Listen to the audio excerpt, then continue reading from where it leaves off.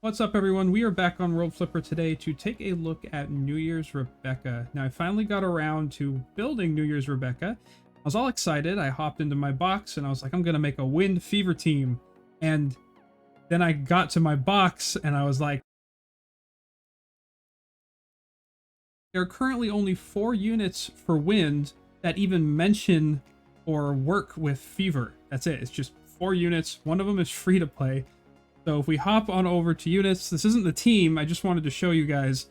You have Rebecca. She have our featured, limited wind 4-star here that is going to be fever based. We have Naska, who is fever based. She has fever mechanics in her kit. And we also have Folus, who Naska and Folus are the 2 3-stars here that are going to be giving us any kind of fever mechanics. And I don't even know, wind fever is a rough place to be. Like, I understand it will probably get much better moving into the future of World Flipper, but these are the 3 summonable units that give you fever for wind, or even work or help out fever. The free-to-play unit is Murakumo. Murakumo is that free-to-play wind 5-star. He has that 3rd main slot ability that when fever is active, you get 7.5 seconds of levitate. If you're trying to build a pure wind fever team, your options are so limited that it's not a good time right now. So I did it anyway. Put together the wind fever team with Celtie and that Christmas Shasuzu. I was looking at fever units and I just wanted a unit that could, increase fever gauge, increase time, increase the attack and damage for the column, and Christmas Shasuzu kind of fit that bill. I mean, he also has that damage increases with higher combos, and Celtie is obviously doing more damage based on her higher combo count. So I thought for this wacky wind fever combo team, I thought I might as well throw him as the support there. We have New Year's Rebecca. She does have that really odd ulti, which is an RNG chance. Like, he has that 50% chance of increasing your attack and power flip damage and or the skill damage of your whole party, and then guarantees to increase your fever gauge. It's like the consistency is, your ulti is literally 50-50 if it's going to be okay or like super cool. So I mean, she's there. She's going to be in the front row because this is her little showcase. Her ability 1 is going to give the attack buff for this unit up to 3.5% attack for the party to that maximum of 17.5. When an attack buff activates, you're going to get 8% power flip damage.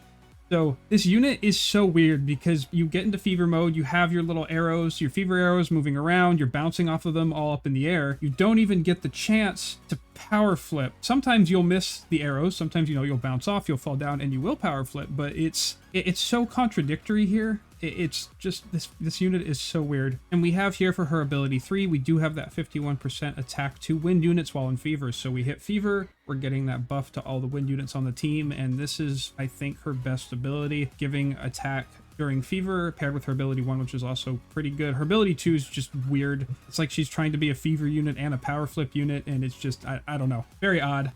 And then we have Naska that is supporting her. So Naska is going to have a chance to increase the attack and all elemental resistance of all allies, and then increases fever gauge. So this whole column has RNG ultis. It's weird, but they are both increasing the fever gauge is what we really care about. We've got the plus 9% to fever mode time. We have the 245% to debuff success rate. And she does have that main ability 3 plus 77 to fever gauge when combo hits 77. I tried this and it's not consistent. It's just kind of gimmicky. When it goes off, you're like, oh, that's cool, but other than that, it's not too great. In the 3rd column, we do have Phiria and Sha Suzu. I wanted Phiria because she's going to be granting levitate. Levitate can proc the weapons that we have on this team to give damage to the party, and then we also get a few easier combo hits when we are on that levitate mechanic because you're floating in the air, bouncing around a little easier. The more hits you do, just in general with fever, the fever gauge goes up. So levitate is kind of a nice mechanic for fever. We do have Sha Suzu. When Sha Suzu ultis, fills up Celtie. Christmas Shasuzu, they can ulti more, increase fever gauge more, and just kind of get a nice little cycle going. And the Phiria is going to heal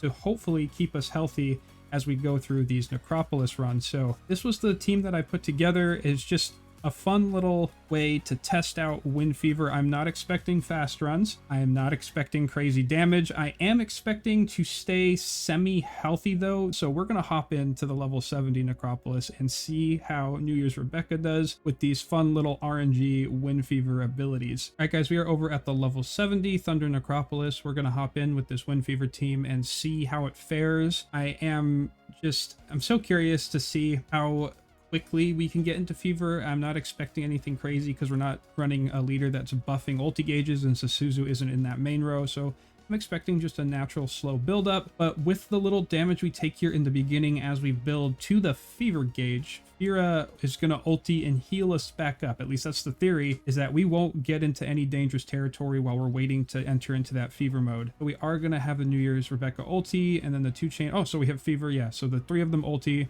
With the few hits that we did in the beginning, we did hit Fever right away. Got the first round at half HP, and it looks like the New Year Rebecca is already at like 70% again. So she is going to ulti one more time, and it's so weird just because she'll ulti, she'll increase the gauge, and sometimes you get the attack up, sometimes you get the resistance up with the Naska. It's such a weird column to look at because you're basing your ideas and your damage off of it might work. The Phiria, I do think the healing of the Phiria and the Christmas Shasuzu helping fill up the Fever gauge is what's going to lead to any form of like consistency here. I'm not going to say that New Year's Rebecca is like the greatest thing ever and Windfever is OP.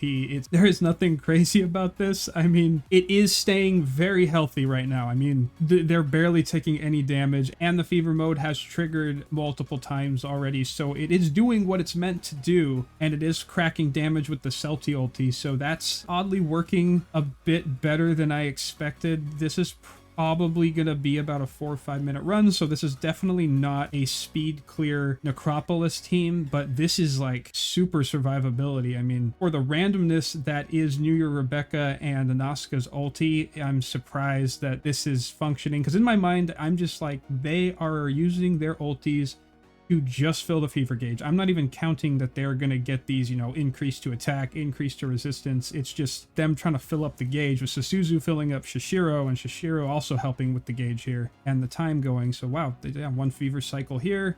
Celtie's gonna crack the ulti, and okay, yeah, it cleared it pretty nicely. That was unexpectedly smooth, and it was 4 minutes 52 seconds runtime.